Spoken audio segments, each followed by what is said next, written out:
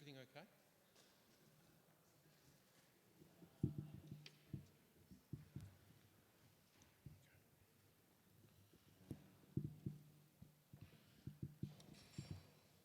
Good afternoon, everybody. My name's Michael Danby. I'm an MP from Australia and chairman of the Australian Tibet Parliamentary Friendship Group. And thanks to my dear friend Lakpa from His Holiness's office, who's based in Canberra, I'm here to chair this session. We've heard many interesting presentations from some of the top academic experts in this area this afternoon and this morning, and very wise words from the Sikyong as well. But I thought we would try and involve the audience and involve the parliamentarians in this discussion.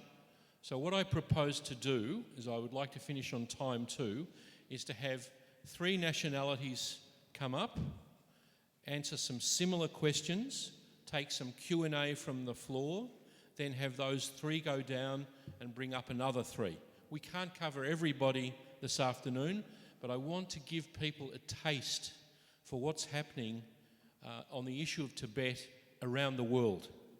The kinds of issues that were raised by our academic and Tibetan speakers. It's fascinating when you hear what's happening in some of the other countries. So some of the issues that we're going to be looking at are attitudes to Tibet and China in the countries that come up here to speak. What are the attitudes of the public and politics and parliament in those countries? In the first three countries will be Romania, India, and Czech Republic. I'll ask them up in a minute. What are the attitudes, as in the United States, to reciprocal visits of parliamentarians to Tibet? Are people from the Lithuanian Parliament or the Czech Parliament allowed to go to Lhasa to see the conditions there themselves? Or does Beijing bar public and parliamentary visits to Tibet? And finally, what are the attitudes in all of our countries, in Nepal, in the UK, in all parts of the world, to the Dalai Lama, to the Sikyong, to high Tibetan officials who come to visit? In my country, unfortunately, when His Holiness comes, there is a great deal of hypocrisy revealed at the political or parliamentary level. I organised with some other MPs His Holiness's visit to Parliament House a few years ago. 88 members of Parliament and senators lined up to have their photo taken with him. He's very popular with the Australian public, but the Foreign Minister, the Prime Minister, wouldn't meet with him. The Sikyong came some years later, and as he explained, he had a karmic meeting in a lift with our very pro-China, pro-Beijing Foreign Minister. So what are the attitudes to Tibet and Tibetan officials and the people who represent the peaceful Buddhist and middle way politics of His Holiness and the Central Tibetan Administration? So can I ask our friends from Romania, from India, and from Czech Republic to come please join me up here on the stage.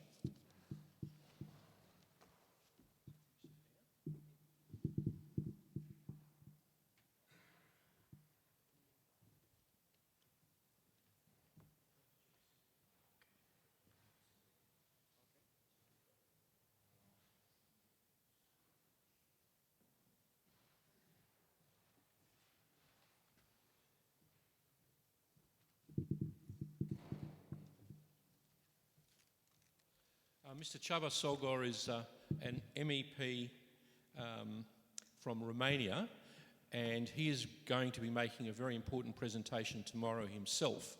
But I thought it would be very interesting for all of you to hear the attitudes to Tibet in Romania, whether there have been any visits of Romanian parliamentarians or leading public figures to Lhasa and Tibet, and have there been visits of high Tibetan officials to Romania, and if so, did the Romanian government greet them? Mr. Sogor, please. I can sit here? Or? Okay, thank you. As I know, there were no visits, but coming back to the early afternoon lecture, Professor Dan Prague mentioned this very nice Russian word, maskirovka.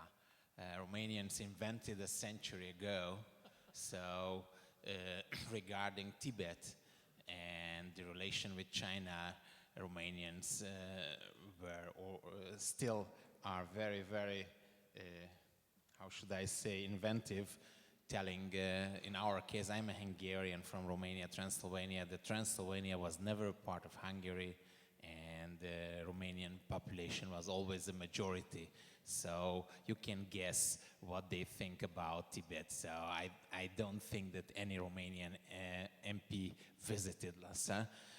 I must confess that when I was a senator of the country, I visited once China. It was an official delegation on Beijing Plus 10 conference.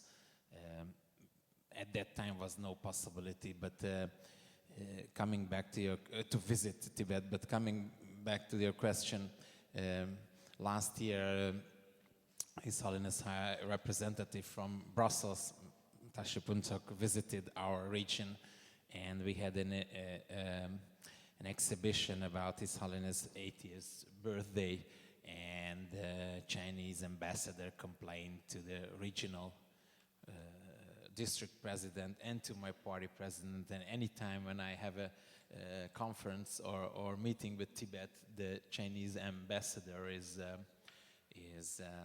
complaining to my party president. And I myself, I never tried to visit. I always got the invitation from the Chinese embassy when they tried to convert me, but they never repeated their invitation. But my son was banned. He didn't got a visa to go to China. So that's my experience. But we tried once to invite His Holiness to Romania, but the Romanian Foreign Affairs officials immediately were closing all the doors. So You say your son was banned. I mean, that's really taking it to a very micro level. So is that because your son requested to go to Tibet within China, or simply because you were known as enemy of Beijing? no, he just got, in his free time, he's a model, and he was invited to Shanghai, and with his friend, also model, and the friend got the visa and he not. And they told him in a very polite way that what's the papa's profession? Well, that's very revealing. Now, before I proceed, can I just make sure that everyone turns their phones to silent, please, because we want to make sure we concentrate on what people are saying. Is that you concluded? Would you like to add anything else? Yes. Of course, Romania was always a very pro-China country. And I'm coming myself from a mountain region, a special part of Transylvania, who has a kind of autonomy during the communism. The Soviet military administration introduced this autonomy. We had the privilege to be beaten by Hungarian-speaking policemen. And of course, the Hungarian communists were worse and policemen than the Romanians, because they need to prove their loyalty to the system. And I was talking after the early afternoon lecture that I was thinking that in case that the Chinese Communist Party will disappear and they will try to implement a new system, a kind of democracy, it will happen, I'm afraid, the same thing what is happening now in Romania, that they are doing the same things but with a softer power, that they try to militarize the region, they try to industrialize the region. They are not building motorways in my region to not connect us with the western part of the world. So they will do it in a softer way. So I hope we will be still there. You can come to experience the future of Tibet. It's a bitter joke, but I'm thinking what will do the Chinese 30, 40, 50 years later. But keep on, we also try to convince the Romanians that we are the most loyal citizens of the country. We don't want to leave.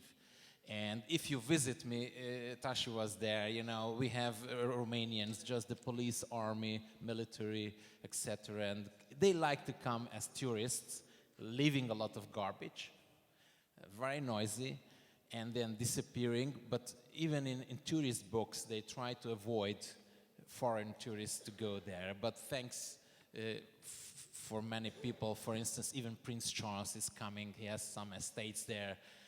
He bought some properties there. Transylvania, you know, is a nice place. And we try to convince the Romanians in a peaceful way inside of the EU, but it's very difficult. And time to time I'm fighting with my own party, because I have a colleague, he was a minister of commerce, and of course he is very pro business China. And I will tell you this tomorrow, how difficult it is even to convince members of the European Parliament coming from a democratic system to be aware what's happening in China. So it's not an easy task, but in the future I think the Romanian policy will be further a pro-China policy, so they don't like politics like, you know, about Kosovo or the Catalan issues, because then they remember that they have Transylvania and they don't want to lose it.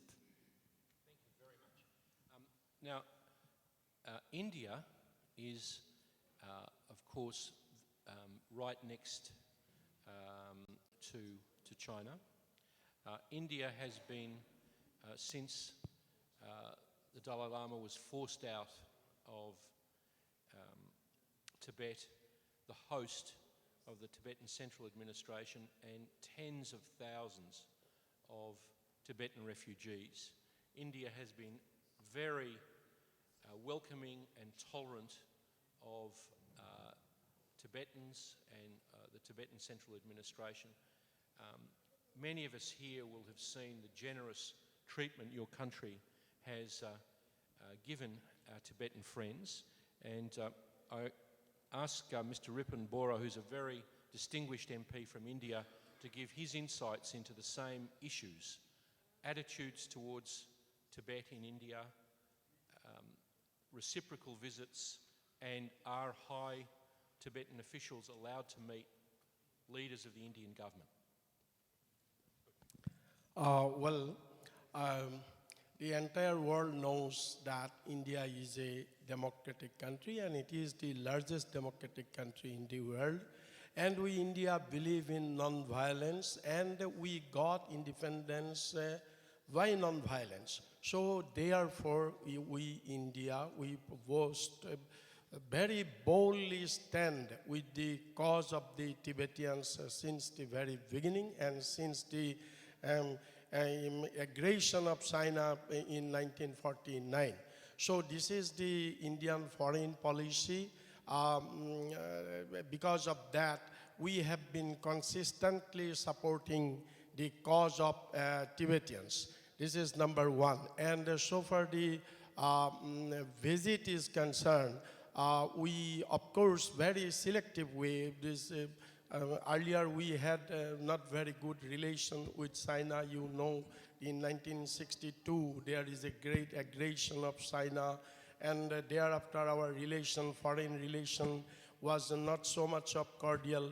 But later on it has become to some extent cordial, but parliamentary team and other official visit, it is allowed in China and China gives visa, but so far the personal visit or other visit is very, very selective, and in many cases China refuses to give visa to our Indian people.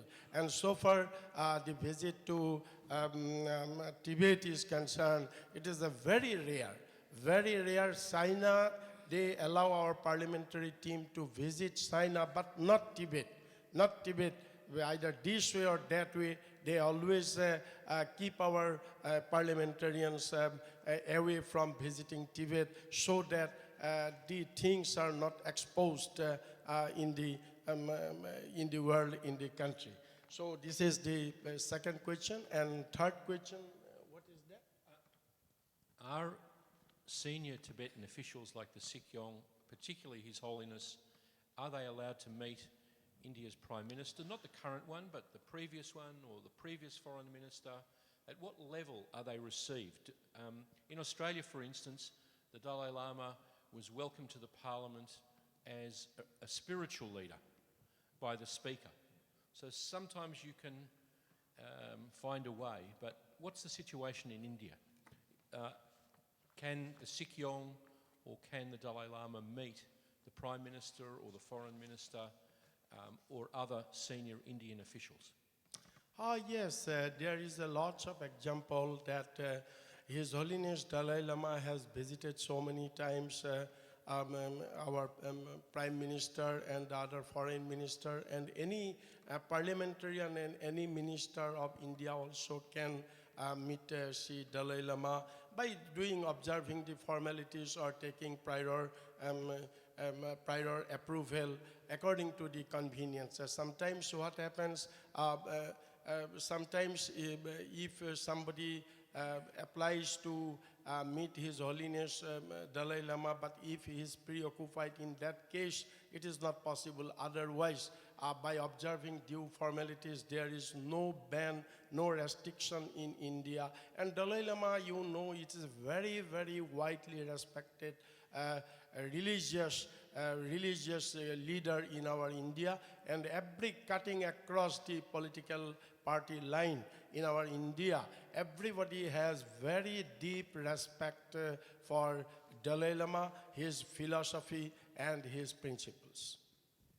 Excellency, can you explain, in India, do people respect Tibetan Buddhism and His Holiness because there are so many different religions in India, and therefore people are very respectful of other religions? Is that emerging from the kind of society India is? Yes, it is absolutely correct, because you know our constitution, it is the only constitution where the secularism is one of the preamble in our constitution.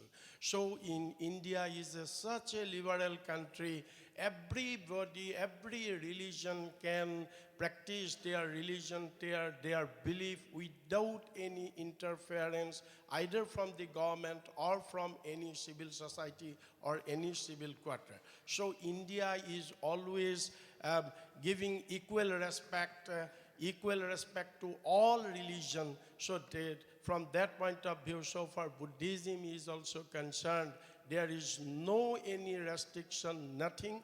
And there are lots of monasteries in India also, and lots of Buddhist people and Tibetan people are also, without any disturbance, they are following their religion.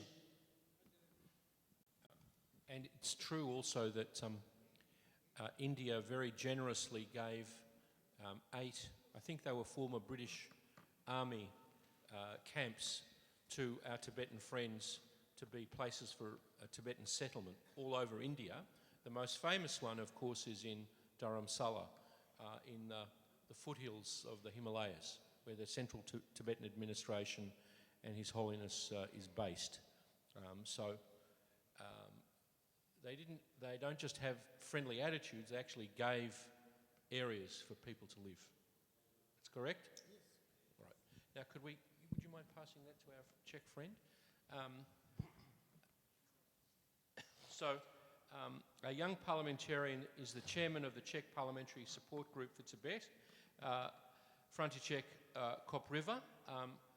Would you mind, František, telling us about attitudes to Tibet in Czech Republic?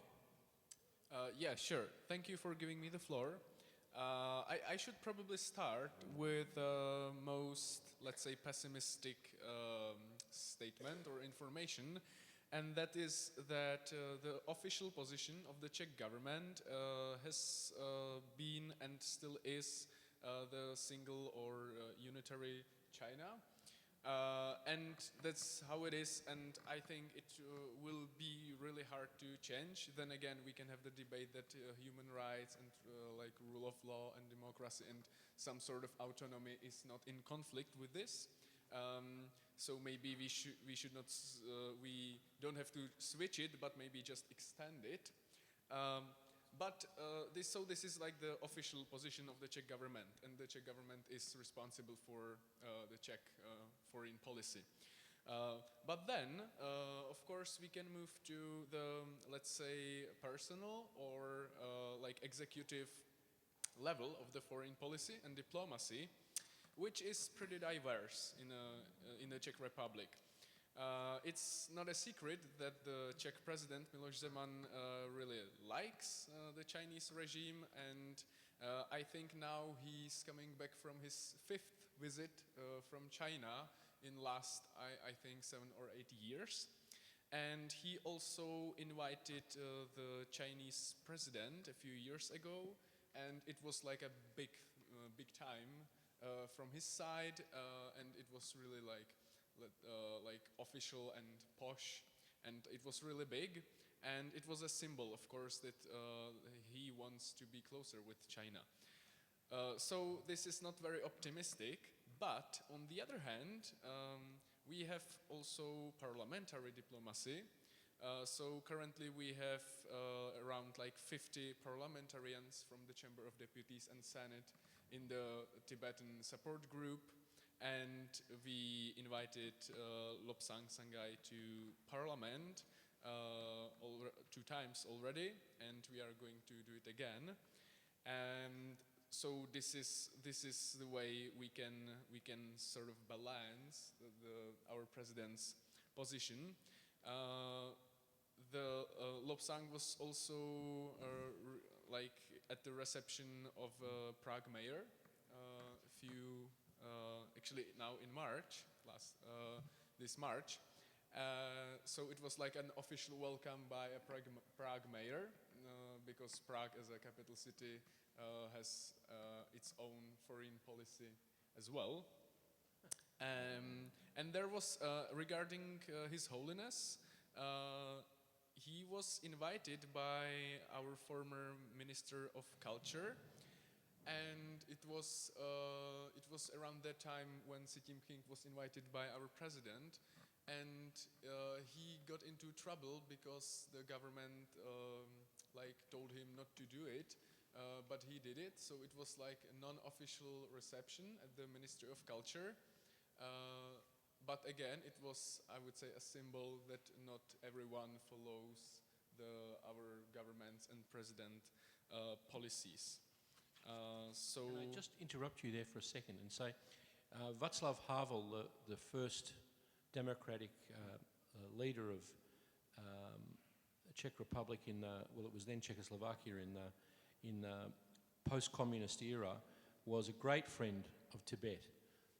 Do you see the attitudes towards Tibet getting weaker and the allegiance to China getting stronger in Czech Republic?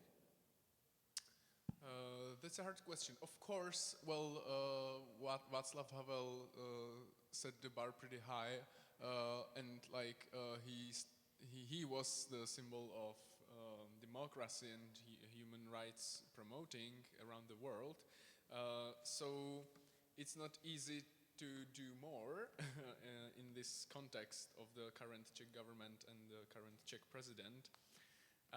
But I wouldn't say that the broad public, I wouldn't say it's getting closer to China, because you know, our president, with his multiple visits to China, promised like large Chinese investments, like hundreds of billions of Czech crowns. But now we can see, and the time like goes by or goes on, and we can see that there are barely any investments from China. And of course, also the Czech Cybersecurity Office released a report warning against Huawei. So I think the public opinion is again changing back to being more pro-Tibetan and being more critical towards China, actually. It will take some time, but I hope this trend will continue. Very interesting. Now, before I ask our three friends to go down and we bring the next three up, have members of the audience, particularly our Tibetan parliamentarians, Tibetan friends, would you like to ask some questions of these three? Please, Deputy Speaker. Oh.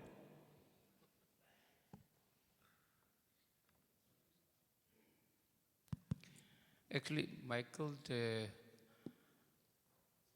we wanted to know more about how they are mobilizing the Tibet issue there in own parliament, not only the general. And then what are the problems when they mobilize the Tibet issue in how to raise the Tibet issue in parliament? And the response from the government, and then the near future, what need to do for the solutions of the problems, so then we can get more idea in inputment. The sharing of the parliament means experience how to mobilize the Tibet issue in their own parliament, because we have here the background. There's a numbers of parliament has raised and adopt the resolution. The numbers of statements has given by the various dignitaries. So near future, how, what more need to do, and the experience, if you have any things to share. That is my request. I'll do a very brief thing about what we do in Australia. The role of the representative of His Holiness in each of the countries where you have representatives is very important. They coordinate the visits of the Sikyong. They used to coordinate the visits of the Dalai Lama. They invite people to join the Parliamentary Friendship Group. And we organise events when those officials come. The Sikyong had an absolutely brilliant speech to the National Press Club. The two senior international affairs editors wrote stories about this, about not just the issue of Tibet, but how the issue of Tibet could explain the growing Chinese power to the Australian people. So what you have to do, in my view, to make Tibet relevant is to explain, as the Sikyong did, that this is the first step. The Belt and Road initiative is all very well, but the road that was built in Tibet 50 years ago is a symbol of what will happen with this Belt and Road initiative if it's just a strategic ploy by China and not an economic initiative. So you have to continue what you're doing, have diplomatic representation in all the countries, in India, in Australia, in the UK. You need to have parliamentary friendship groups, and you need to use the wonderful Tibetan communities that are now in the West, Tibetan diaspora, to interface with the general population. So they're my recommendations. Would you like to do a quick one? Regarding Romania's minority policy and pro-China policy at the moment on parliamentary level is almost excluded. So it remains the NGO field. So I already invited the Sikyong. Probably he will come to Romania when the time will come. But but we will try to organize at the moment something on NGO level, like Tashi Bunsak was last year, maybe next year. At the moment, that's the only possibility. Even my party is afraid to raise the issue of Tibet because we would like to have an autonomy also, but when you bring the other people's request like the Kosovo or Catalan or even Tibet, then the Romanians will close the doors. Okay, Czech Republic or India, would you like to respond to the Deputy Speaker? Thank you. So far, the question from our Deputy Speaker of the Parliament in Exile. So India's stand is like that. From the very beginning, we have already said that our policy towards Tibet and this India's full support to the cause of the Tibet is undoubted at all. And from the very beginning, we have made it clear that we very strongly stand with the cause of the Tibets. Now, question is, so far our two parliament we have, one is the lower house Lok Sabha, the other is upper house Rajya Sabha. And in both the parliaments, time without numbers, my predecessors have discussed this matter and taken so many resolutions. And this is my first participation in this World Parliamentarian Group on Tibetan Parliament in Exile. And I assure you that in the days to come also, I and my colleague and with my other colleague will motivate them and we will very strongly reiterate the issue again.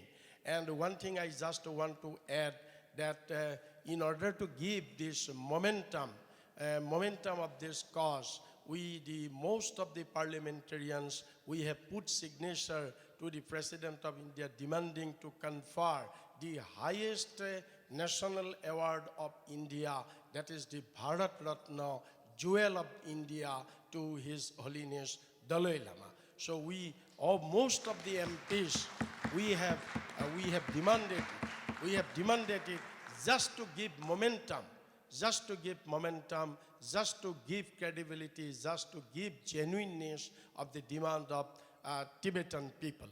But my one contradiction today here, I just want to share, I may be wrong, that in the 5-point middle approach part, we have said in the memorandum, His Holiness representative submitted the memorandum, that this Tibetan will never claim for separation,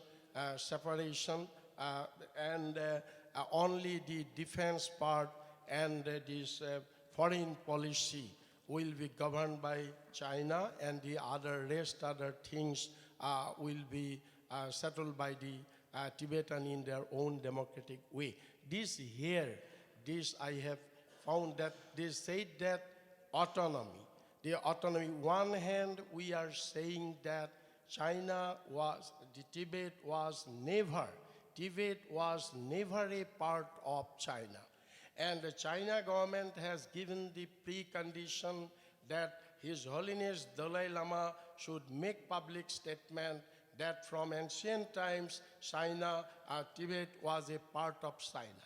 And here we are saying that Tibet was never a part of China. If it is so, then we are saying that in the autonomy, we say that we do not want separation. We want to be with China, and only defense part and the foreign policy part, they will be looked after. So this statement, according to me, I fully agree with this, that Beijing's, such statements validate Beijing's false historical claim that Beijing was part of China. So this is only my contradiction. I just want to share with you. Thank you very much. Thank you very much. Okay, thank you for the question. As I said, the official body for doing Czech foreign policy is the government. and I've been in the parliament for just something over 1 year, but the government doesn't follow the statements and the resolutions of the parliament, which is not an excuse for passivity on the Tibetan issue, of course. Regarding the resolutions of the parliament, I'm not sure, to be honest, whether there exists some resolution explicitly on Tibet, but there are multiple resolutions that are, let's say, on human rights and China and these related issues. We have the Chamber of Deputies has like 10 years old resolution that was adopted, that was proposed by my fellow colleague, former MP, Katerina. It was related to the Olympic Games in China, and it was calling on China to not violate human rights and stuff. And now, recently, from the recent resolutions, the Czech Senate approved a resolution on again human rights, but it was more about Falun Gong followers. And yes, of course, we have sent many letters to Chinese embassy, and we have some resolutions, like general resolutions, calling on our Prime Minister and Foreign Minister to raise the topic of human rights in the diplomatic relations. But yeah, so to answer the question, I'm not sure whether the Czech Parliament has a resolution on Tibet, but just know that after today, we are really motivated with my colleague, Mr. Senator Oberfalzer, and we will propose something really soon. So actually, it's like I want to thank you for motivating us, and we will try to do our best. Thank you very much. Can I just before you go, is there one short question to one of the MPs, not to all three? Anyone has got a question? Oh, okay. Who is it to?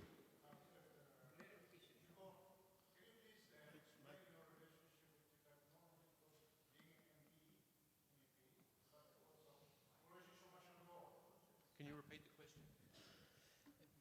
My relation with?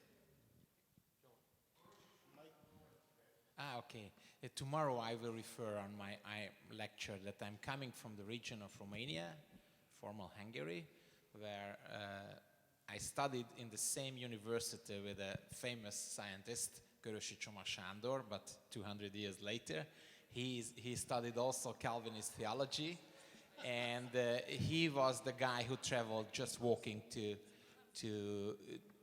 Tibet. He never reached that, but in a monastery he learned Tibetan language, and he made the first dictionary. So I'm yes, and his homeland is just 60 kilometers from my land, and we were there last year with Tashi. Each year in April there is a 3 days conference ending in a Calvinist church. So we got the blessing about his life and work. And he was in the monastery of Sangla, and he made the first dictionary and grammar Tibetan English. And he died in Darjeeling. Can we thank the three participants for their contributions? You can please go down, and I'll ask our friends from Canada, from the UK and Scotland, and from Chile. Please come up here. Thank you very much, Your Honour.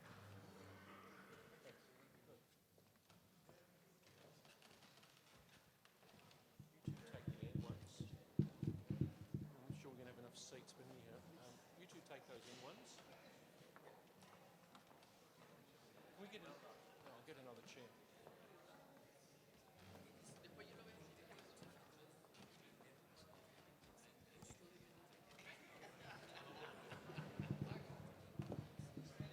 No, you stay.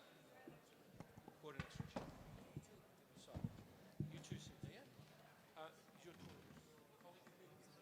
Yeah. Yes.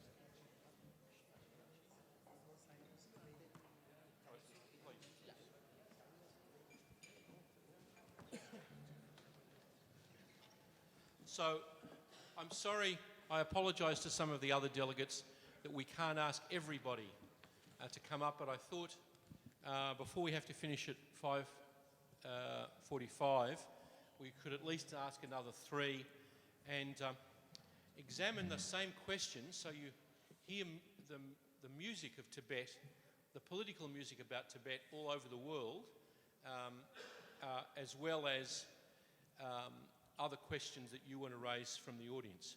So first of all, I wanted to say I'm very excited to have Butila Karpoche here on my right. She is the first, as far as I know it, Tibetan younger generation or any generation outside of India or Tibet who has been elected not to the Tibetan Parliament in exile, but to a provincial government in Canada. So put your hands together and congratulate her. I'm sure it's all of your experience, but if you meet people in the Tibetan diaspora around the world, rarely have I seen such a group of highly motivated, intelligent people who, because of the circumstances that they've come from, are quite high achievers. And here we have an example in politics. So, together with veteran Senator Dino from Canada, I wonder if the two of you would address, particularly Butila, those questions that I framed originally. Attitudes to Tibet in Canada. Do people in Tibet believe that Tibet has always been part of China? What are the attitudes of reciprocal visits of people to between Canada and Tibet? And finally, will Canadian leaders, past or present, meet with the Sikyong, with the Dalai Lama, with other officials? Over to you. Thank you, Michael. And before I begin, I too would like to take the opportunity to say thank you to India for all of their support to the Tibetan community in the last 60 years. With regards to attitude towards Tibet, I think we really need to talk about the attitude to China first. Because in the public, among Canadians, there is a huge support for the Tibetan people and for the Tibetan cause. But the governments, especially the federal government that we've had, has been under a lot of pressure from China and has increasingly been more pro-China. And this is a huge departure from, say, even the last government when we had a federal conservative government that, Prime Minister Harper officially welcomed His Holiness to Parliament Hill, had a meeting. In fact, the Canadian Parliament also bestowed the honor of honorary Canadian citizenship to His Holiness the Dalai Lama. And so with the change in government and having now the Trudeau Liberals in power, there was a huge shift. And so the Liberal Party and the federal government really tried hard to sell to the Canadian public the importance of forging very close economic ties with China. So as you may know, they tried very hard to push forward the Canada-China Free Trade Agreement. In fact, one of the conditions of that Free Trade Agreement was to buy the Kinder Morgan pipeline at a cost of $4.5 billion from an American corporation. And so that was happening, and increasingly we were seeing a Canadian federal government that was very pro-China.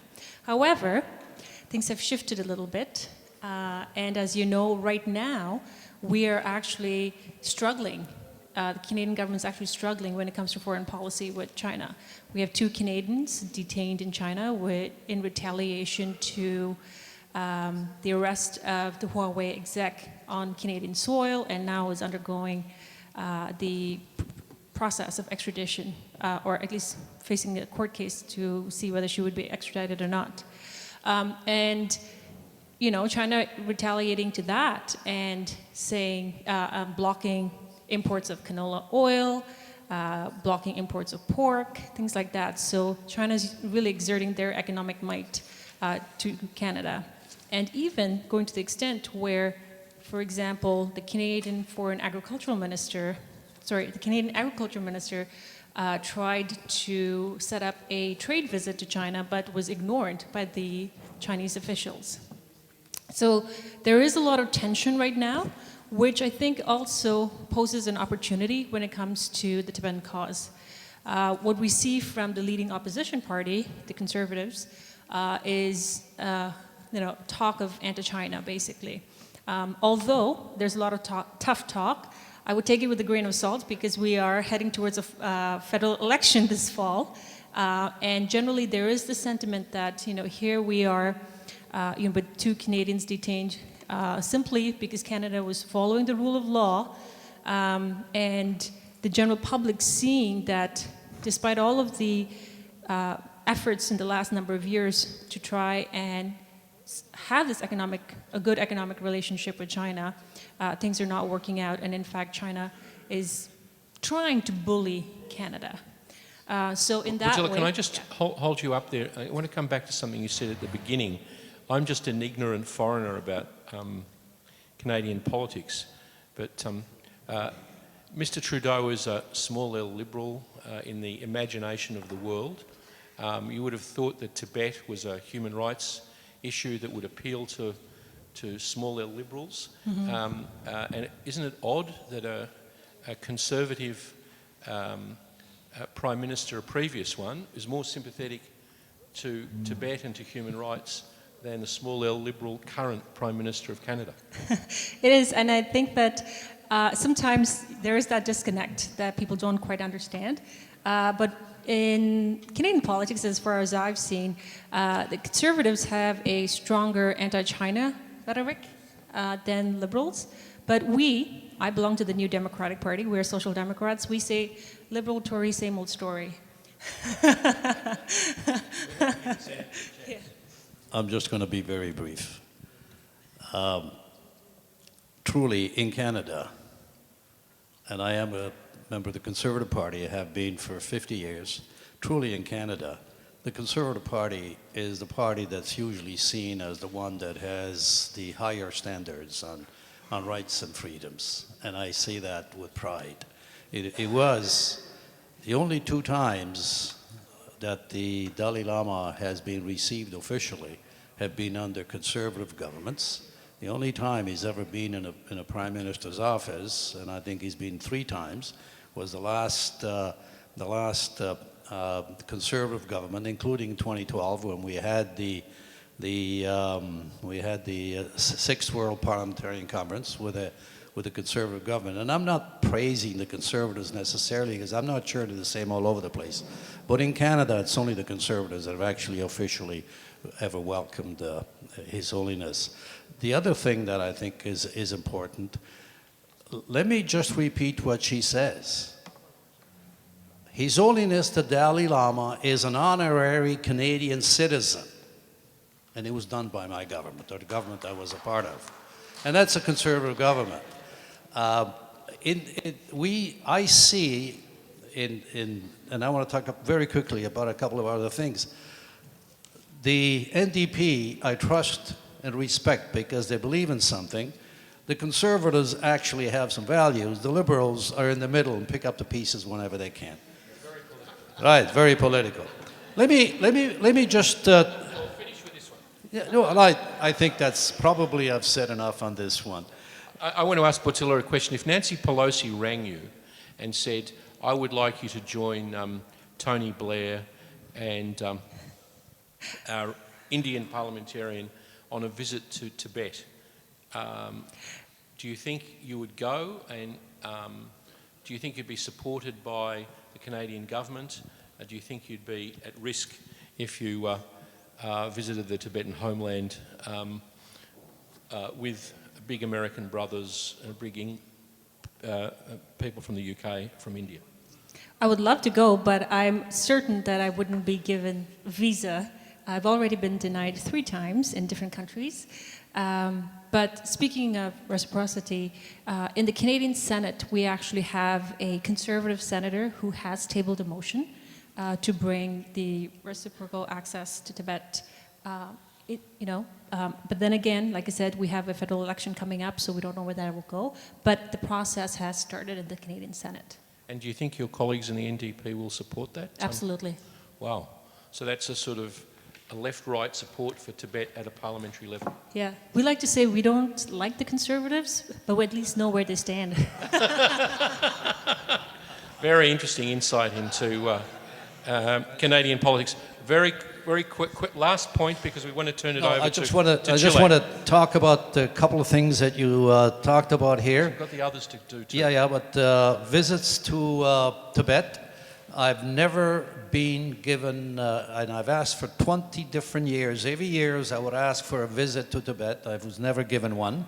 As far as being part of China, my answer is, and where's Matteo, the Roman Empire was all over, owned all of this world, where we're sitting in England and Britain and everything else. So if that applies to China and Tibet, indeed in any way, then we want the rest of Europe to be ours, we Italians, because that's bullshit. Okay. With that sort of diplomatic contribution, I'll turn it over to our friend from Chile. We really thank you, Vlado Mirasovic, for coming here all the way. I think you nearly had to travel as far as I did to get here from Chile. And a very interesting name, originally of Croatian origin, or Croatian family. It's interesting how multicultural the world is these days. Yeah. So it's great to have you here. What's happening in Chile with Tibet? Hello, everybody. It's a really honor to stay here. My English is not good, but I try read the little text about Tibet in Chile. Unfortunately, the official position of Chile recognizes the claim of the Chinese regime of Tibet. Chile highly depends on foreign trade with China, since our main export commodity is copper. However, I represent a group of young Chilean deputies who do not respond to the economic pressure of China. This group of deputies over the past few years create a close relationship with the Tibetan government in exile. This means that for the first time in history, and finally, the voice of the Tibetans is representative in Congress Chile. With thanks to Sawan Funso, the representative of the Tibetan government in Latin America, and Fernando Salinas, a strong supporter of Tibet in Chile, we have been able to meet with His Holiness the Dalai Lama and Dharamsala twice. Also, we have created in different regions of Chile education centers to promote the integration of the social, emotional, and ethical learning program in Chilean schools. Last year, during my president of the Parliamentary Commission on Foreign Affairs in Chilean Congress, for the first time received an official representative of Tibetan government who report on the human rights situation in Tibet. But the Chinese embassy was not happy about it.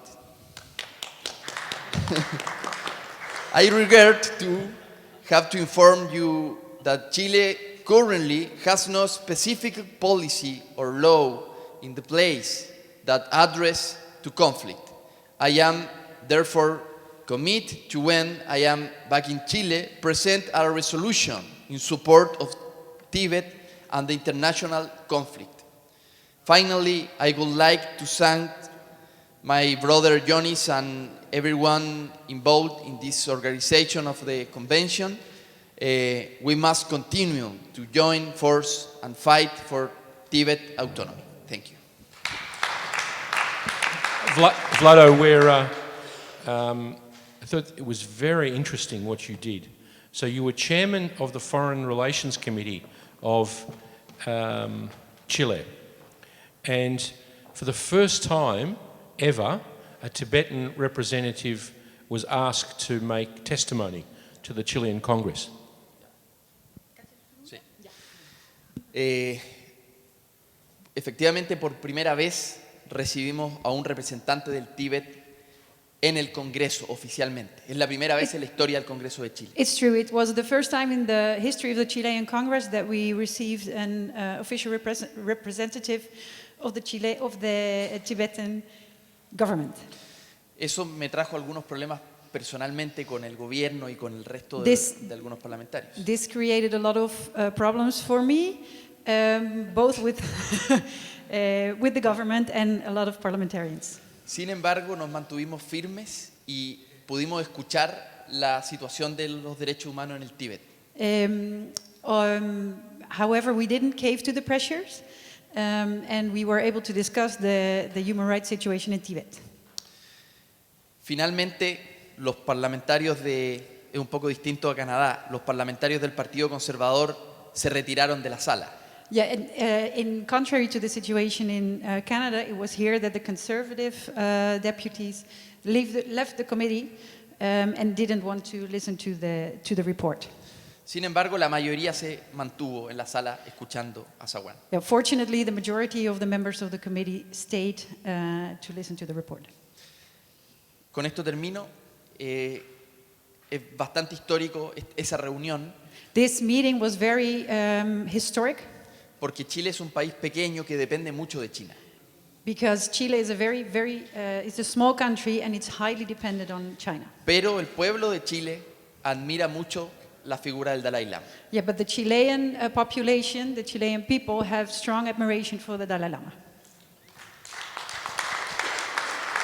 Vlado, you also said something else very interesting, especially for the Deputy Speaker.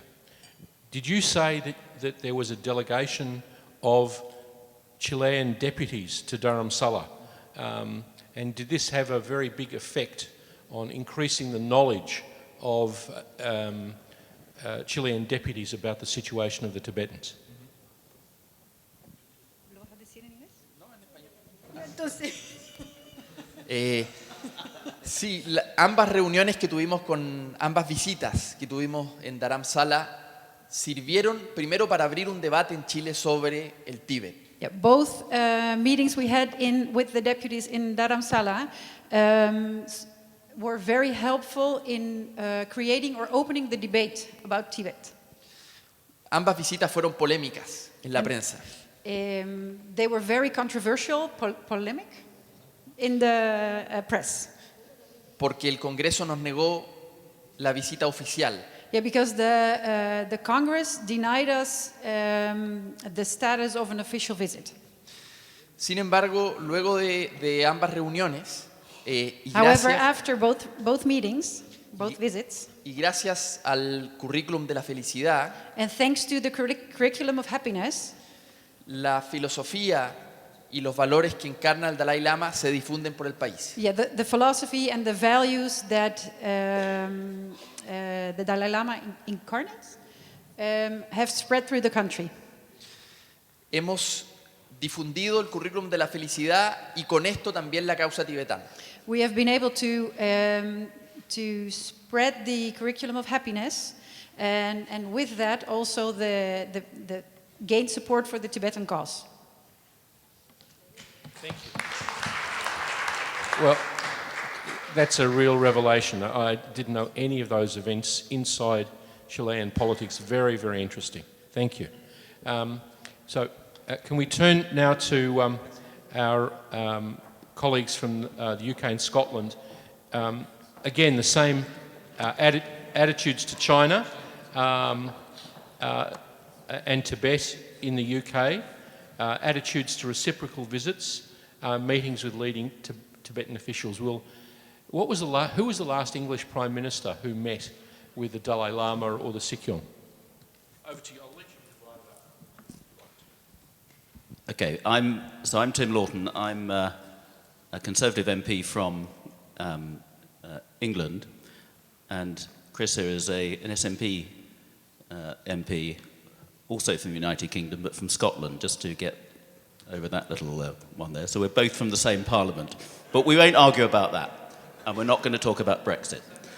So let's just give the background. So I've been MP for 22 years, and we have an all-party parliamentary group for Tibet. It's gone back a long way, and we are supported by the Tibet Society, which I think is the oldest Tibet support group in the world. So we've always had a close link between Parliament and the Tibet Society and the Tibetans.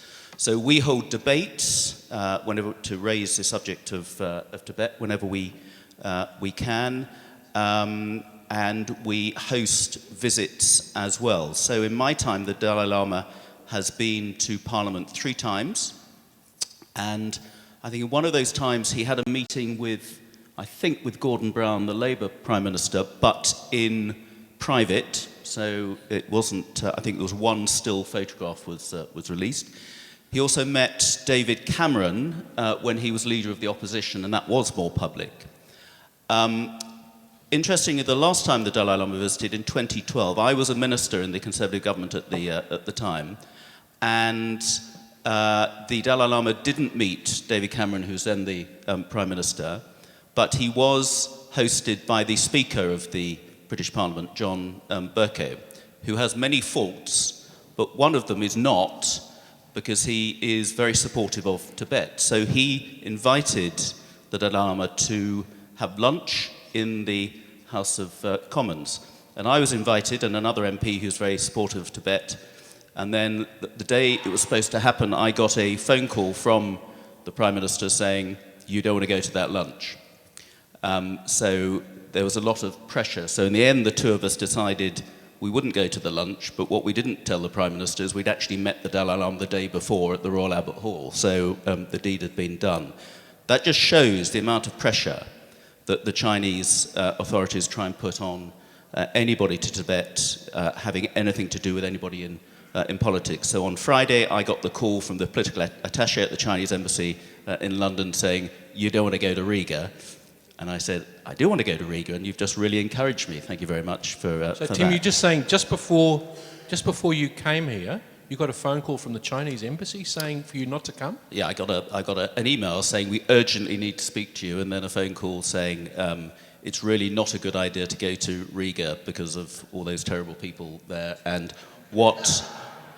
apparently the policy of all you terrible people here is completely opposite to the policy of the British government, as if that would deter me from coming anyway. So he just got it all completely wrong.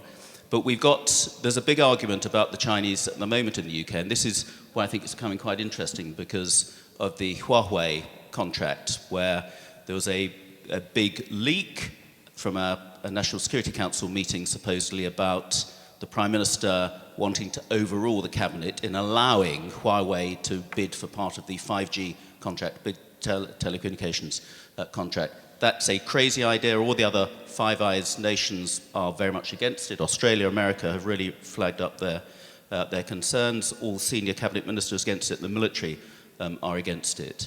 And I think that plays into, there's a feeling amongst the public in the UK of a big suspicion towards China. What they've been doing to Hong Kong, obviously historically we have a close link to China because of Hong Kong. They actually refused for the House of Commons Foreign Affairs Select Committee to visit Hong Kong a couple of years ago, which is almost unprecedented. There is a very big all-party parliamentary group for China in the Commons. They frequently take groups out to China and lavish hospitality on them. A few years ago, they took a group to Tibet, but heavily chaperoned and very, very censored as to what they actually showed them.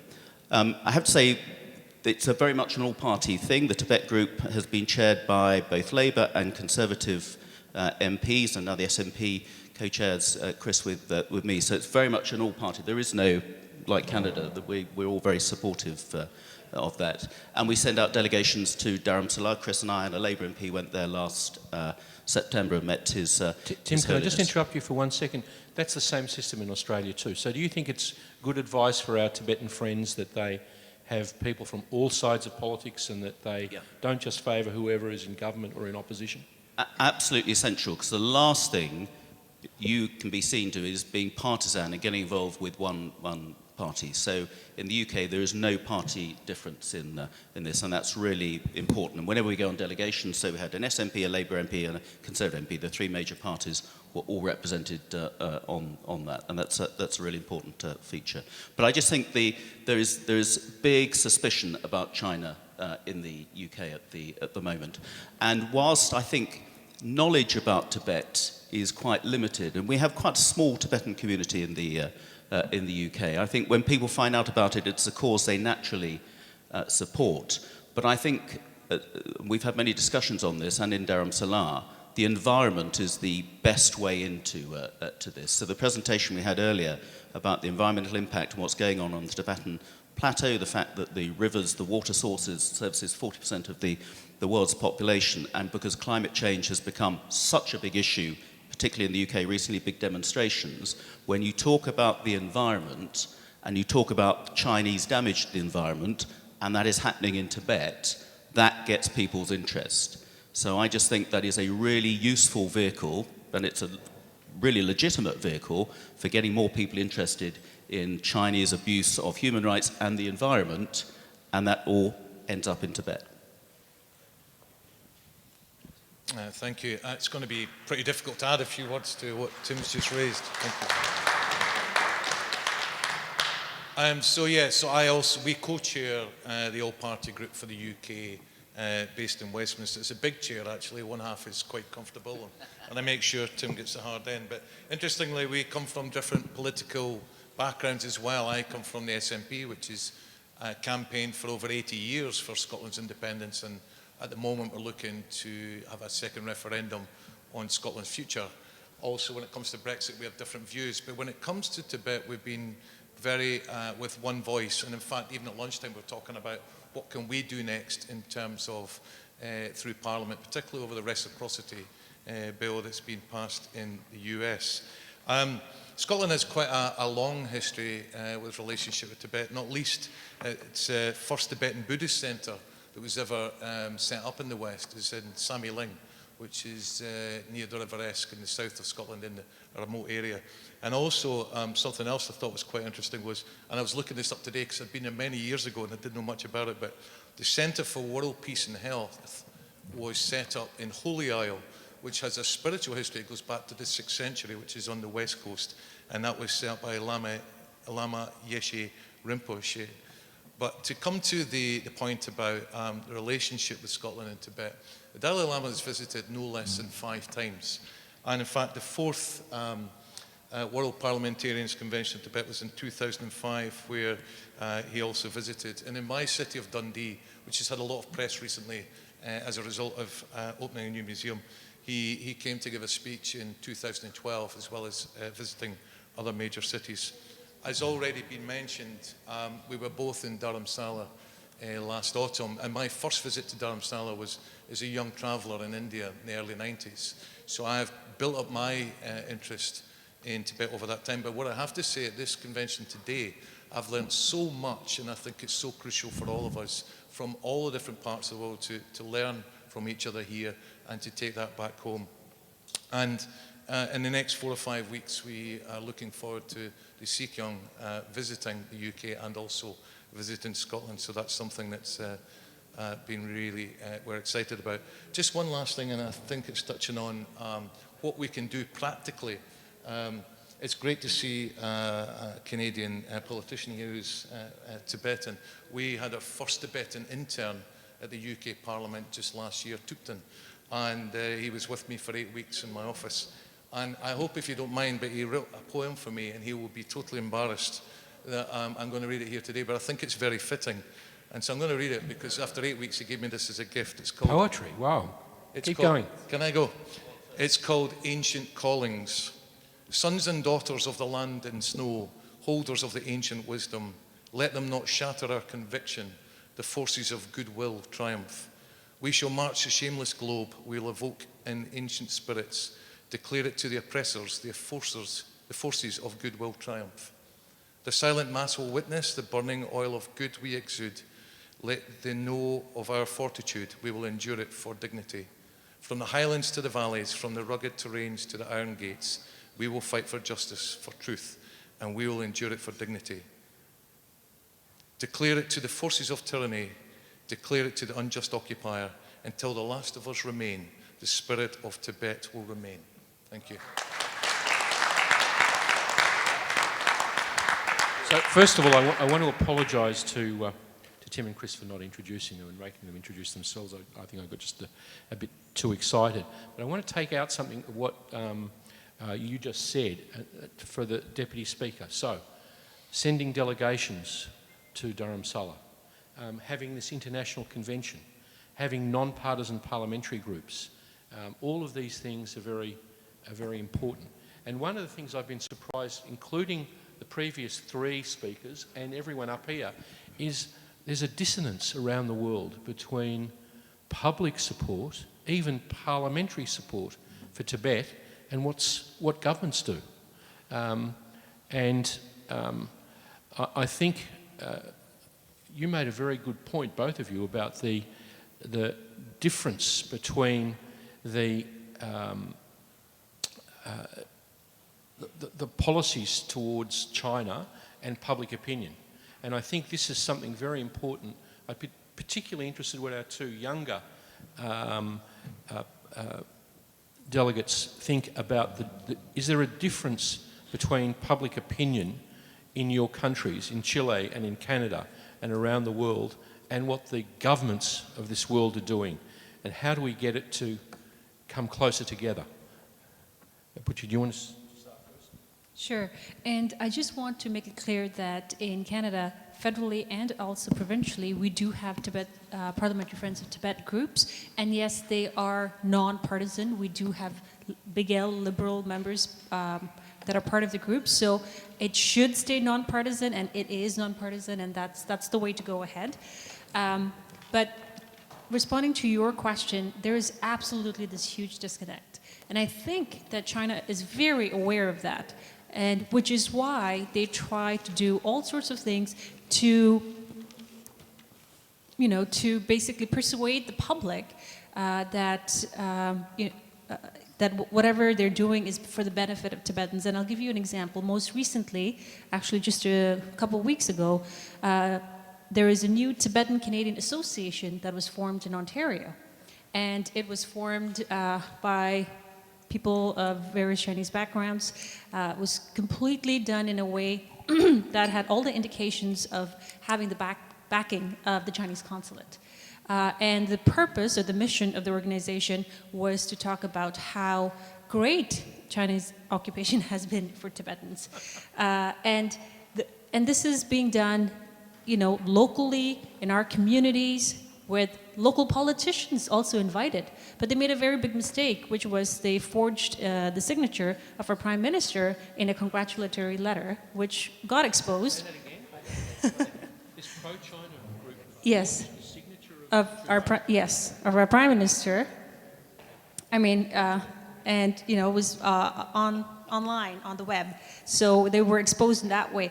But still, it doesn't take away from the fact that they are setting up these organizations. They are using all means that they have and all of the connections they have, even with the local mainland Chinese population, to try and send a message to the Canadian public that the Tibetans are actually happy, and the Tibetans are actually thankful for the development in China.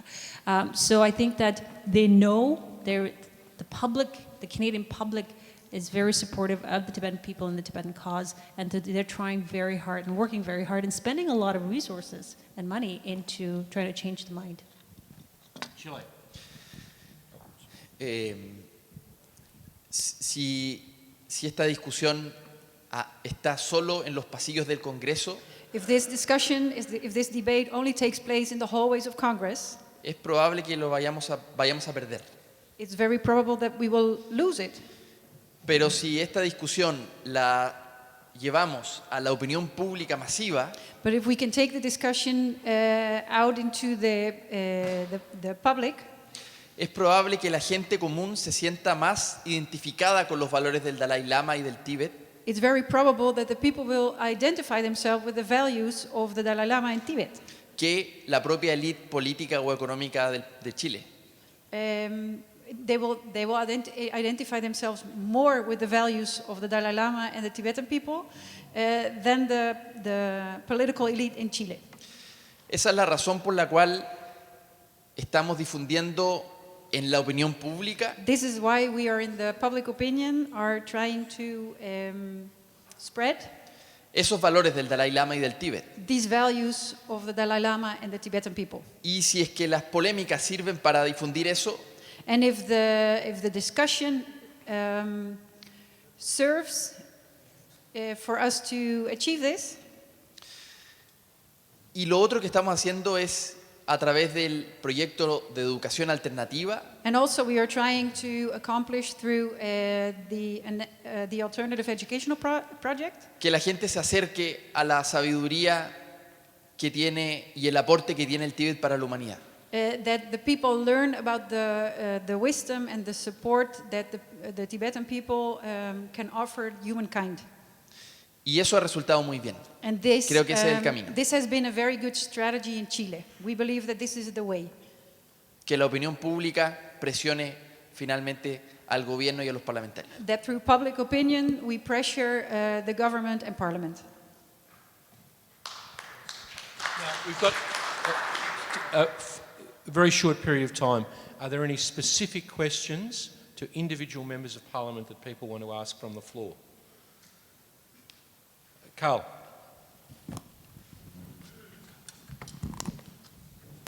Thanks. I wonder if all of you could just address the question that's been raised today, by the report that Michael Van Walt gave.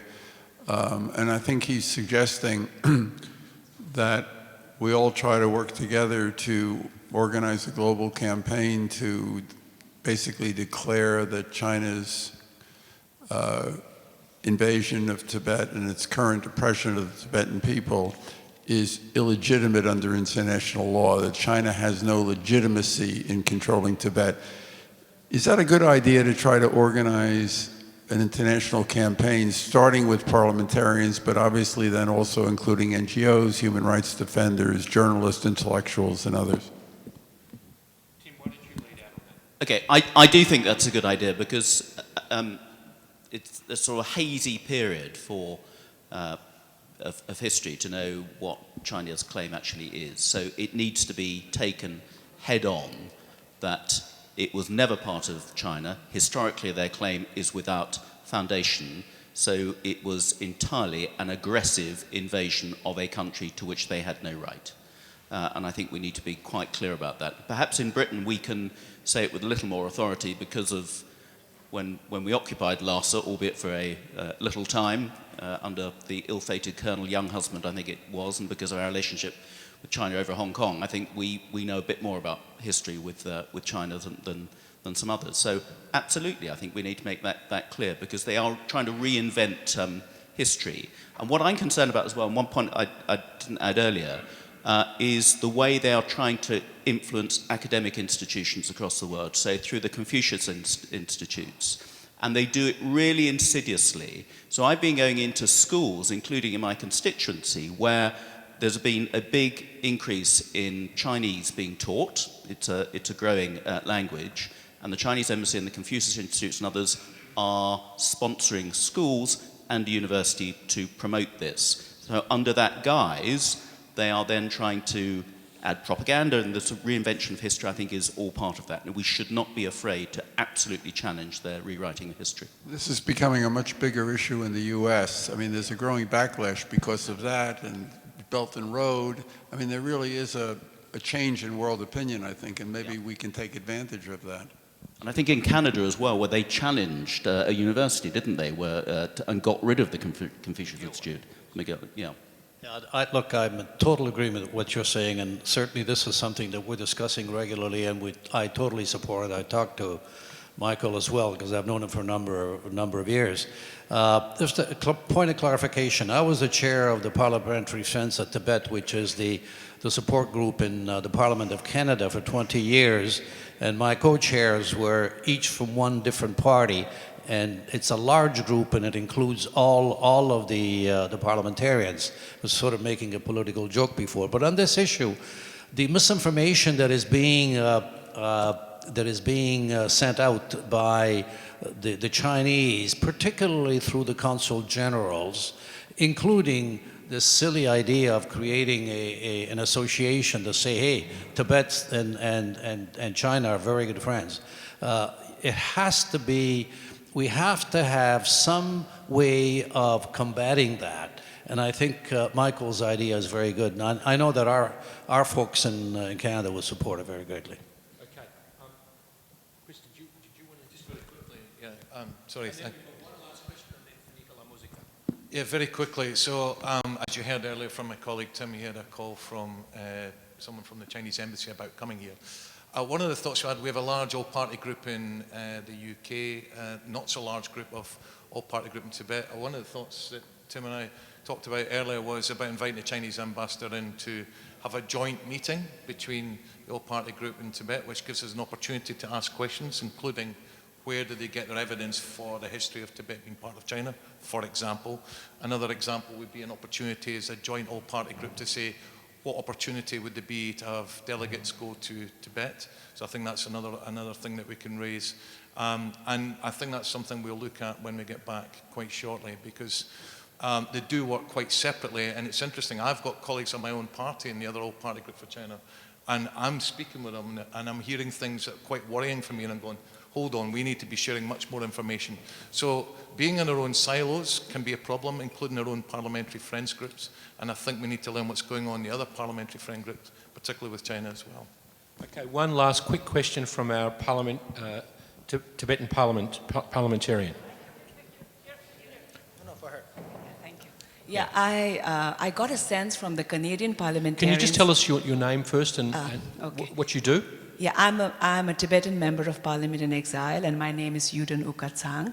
I got a sense from the Canadian parliamentarians that you are going to raise this whole issue of reciprocal access to Tibet Act in your own kind of way, right? But I just wanted to ask the UK parliamentarians, do you see it as something that you would pursue? Because it wasn't clear from your presentation. Definitely. So we will, between us, we'll put together what's called a private members bill soon after we get back, if there's time between Brexit and Brexit. So we will put that forward and do it cross-party and get as much publicity as possible and get lots of angry phone calls from the Chinese, and that will be a badge of honour. Ladies and gentlemen, delegates, on that fantastically positive note, can you applaud all of our speakers and the previous three? Great session.